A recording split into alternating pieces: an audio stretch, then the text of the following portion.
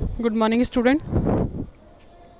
आज से हम इस वीडियो में 8th क्लास के एसएसटी के चैप्टर्स के बारे में बात करेंगे।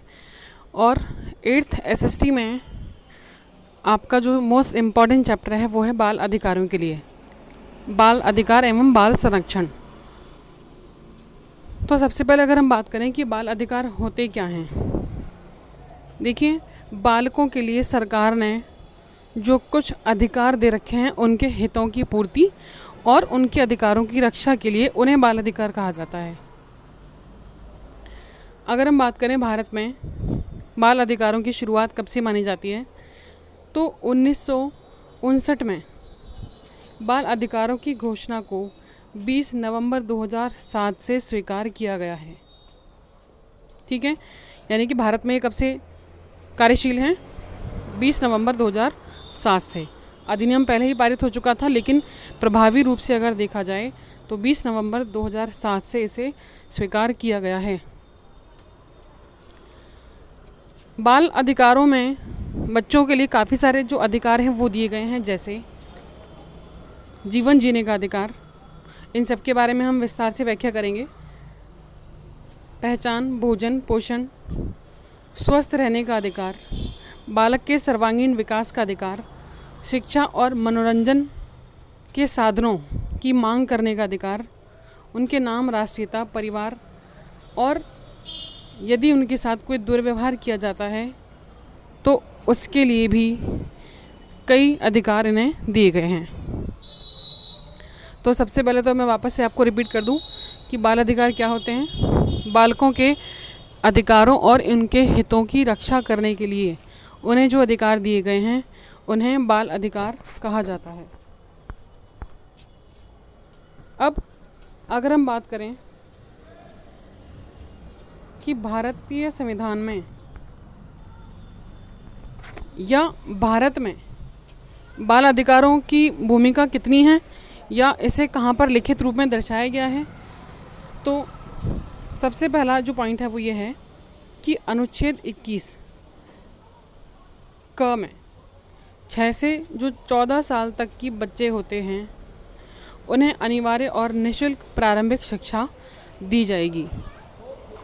यानी कि जो बालकों की श्रेणी में आते हैं 6 से 14 वर्ष तक की आयु वाले सभी बच्चे, उनकी जो प्राइमरी एजुकेशन है वो फ्री होगी।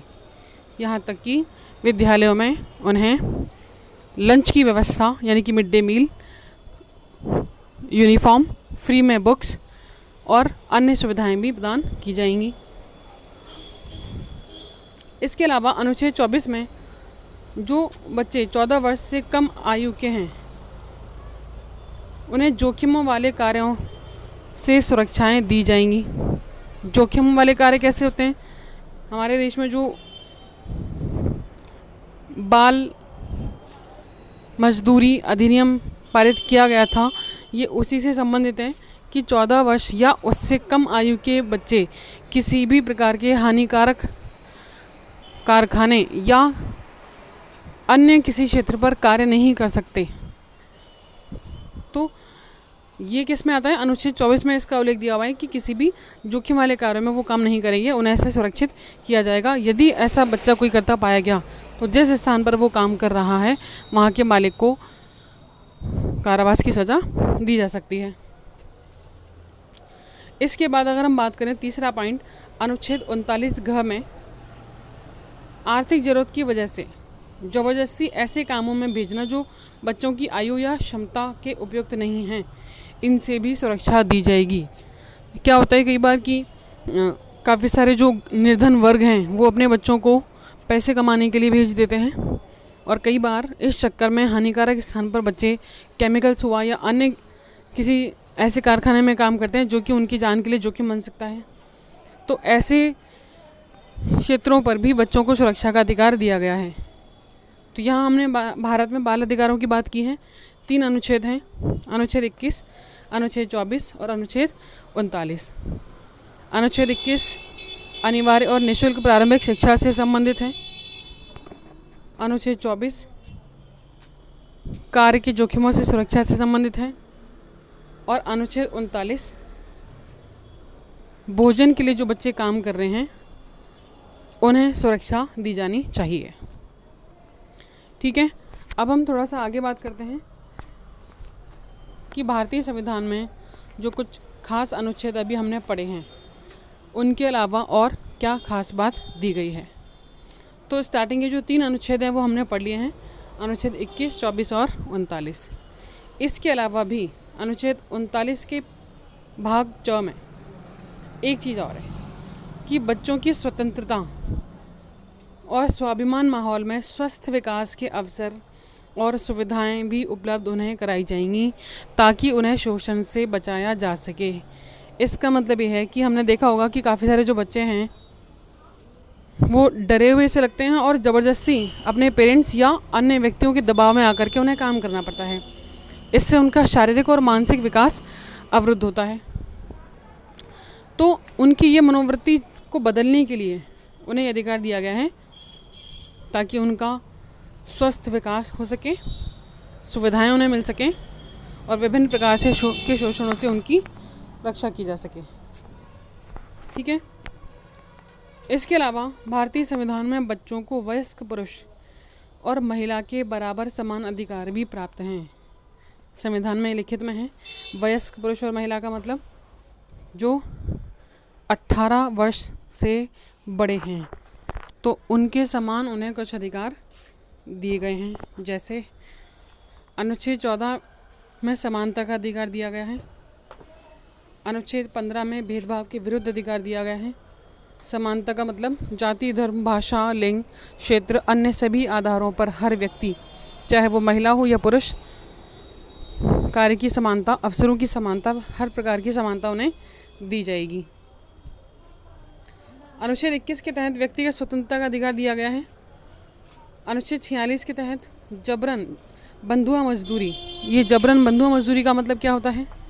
देखिए, आज भी कई क्षेत्रों में लोगों को या बच्चों को ज़बरदस्ती बंधक बना करके और उनसे कार्य करवाया जाता है और उस कार्य के बदले में उन्हें बहुत ही न्यूनतम सैलरी दी जाती है और कई दफ़ा सैलरी नहीं दी जाती, उनका शोषण किया जाता है। इसके अलावा सामाजिक अन्याय को रोकने के भी प्रयास इसमें किए जाएंगे। तो कुल मिलाकर के हमने देखा कि भारतीय संविधान में बालकों के जो अधिकार दिए गए हैं उनका वर्णन 4 अनुच्छेद के आधार पर किया गया है। अनुच्छेद 21 जो कि उनकी निःशुल्क शिक्षा के लिए है, अनुच्छेद 24 जो उन्हें जोखिम वाले कार्यों से बचाने के लिए है, अनुच्छेद 39 घ जो बच्चे आर्थिक ज़रूरतों को पूरा करने के लिए कार्य करते हैं उन्हें सुरक्षा प्रदान करने के लिए है, और अनुच्छेद 39 का भाग च जो बालकों के सर्वांगीण विकास से संबंधित है। तो ये सारे जो अधिकार हैं वो बाल संरक्षण अधिनियम या बाल अधिकारों के तहत शामिल किए गए हैं। तो अभी तक हमने ये देखा कि बाल अधिकार होते क्या हैं और भारतीय संविधान में इसका उल्लेख किस प्रकार से किया गया है। अब जो हमारा जो टॉपिक है वो है कि बालकों के विकास के लिए कौन सी योजनाएं सरकार ने चलाई हैं। हमने ये तो देख लिया कि सरकार ने ये अधिनियम बना रखे हैं, ये अनुच्छेद में इसका उल्लेख किया हुआ है, लेकिन उन्हें प्रैक्टिकल रूप में बालकों तक कैसे पहुंचाया जाए, तो उसके लिए सरकार ने कई सारी योजनाएं बनाई हैं, जिसमें से पहली है आंगनवाड़ी सेवा योजना। तो ये कैसे इसका विस्तार किया गया है, देखिए। इस योजना का उद्देश्य जो 6 साल से कम के बच्चे हैं उनका समग्र विकास करना है। यानी कि आंगनबाड़ी योजना किसके लिए है? 6 वर्ष की आयु से कम वाले बच्चों के लिए। और साथ ही इस योजना के तहत 6 साल से कम आयु के सभी बच्चे प्लस जो गर्भवती माताएं हैं उन्हें भी इसका लाभ दिया जाएगा। ठीक है, तो ये तो हो गया आंगनवाड़ी सेवा योजना। अगर हम बात करते हैं किशोरी योजना की, तो ये योजना उन लड़कियों के लिए है जो 16 वर्ष से कम आयु की हैं। इस योजना का जो मुख्य उद्देश्य था वो किशोरियों को सुगमता प्रदान करना।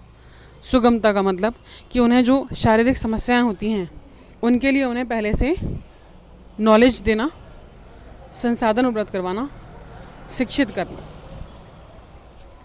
क्यों? क्योंकि उनका जो स्वास्थ्य स्तर है वो सही तरीके से बना रहे, अपने आप में वो लड़कियां आत्मनिर्भर बन सकें और अपनी हर समस्या के प्रति वो जागरूक हो सकें। इसके अलावा इस योजना में किशोरियों के स्वास्थ्य, उनकी स्वच्छता, उनके पोषण तथा स्कूल के बाहर औपचारिक अनौपचारिक शिक्षा में उन्हें शामिल किए जाने के लिए मार्गदर्शन दिया जाएगा। ठीक है, तो ये 2 योजनाएं हमने देखी अभी। आंगनवाड़ी सेवा योजना जो कि 6 वर्ष से कम आयु के बच्चों के लिए थी, और दूसरी किशोरी योजना जो गर्ल्स के लिए है, 16 साल से कम की लड़कियों के लिए। अब हम तीसरी योजना की बात करते हैं, बाल विकास योजना, राष्ट्रीय शिशु गृह योजना। तो देखिए, इस योजना का उद्देश्य कामकाजी माताओं हेतु, कामकाजी माताएं कौन सी होती हैं? मान लीजिए कि एक महिला है और उसका 1 साल का बालक है, तो वो काम पर भी जाना चाहती है, क्योंकि अगर काम पर नहीं जाएगी तो उसको नौकरी से हटा दिया जाएगा, तो बच्चे को छोड़ करके जा नहीं सकते। तो ऐसी योजनाओं से उनको ये फ़ायदा मिल सकता है कि वो अपने बच्चों को लेकर के काम पर जा सकती हैं, बशर्ते कि उस जगह पर जहाँ वो काम कर रही हैं बालकों को रखने के लिए अलग से शिशु गृह बने हों। अगर उस जगह पर नहीं बने होते तो सरकार ने इस योजना के तहत राष्ट्रीय शिशु गृहों का निर्माण करवाया है, जहाँ पर छोटे बच्चों को हर प्रकार की सुविधाएं दी जाती हैं और जो उनकी माताएं हैं वो निश्चिंत होकर के अपने काम पर जा सकती हैं। ठीक है, यह योजना 6 महीने से 6 साल तक के बच्चों के संरक्षण, उनके विकास के लिए है। 6 महीने से और 6 वर्ष तक की आयु के बालकों के लिए ये वाली योजना है। ठीक है, तो इस वीडियो में हमने 3 चीज़ें देखी हैं। बाल अधिकार, बाल संरक्षण अधिकार होता क्या है, दूसरा भारतीय संविधान में बाल अधिकारों का उल्लेख किस प्रकार किया गया है, और तीसरा बाल विकास के लिए सरकार ने जो 3 योजनाएं बनाई हैं उन्हें हम कैसे समझेंगे। सेकंड वीडियो में हम इसी चैप्टर को कंटिन्यू करेंगे। बाल विकास के लिए जो और योजनाएं हैं हम उन्हें देखेंगे। Thank you.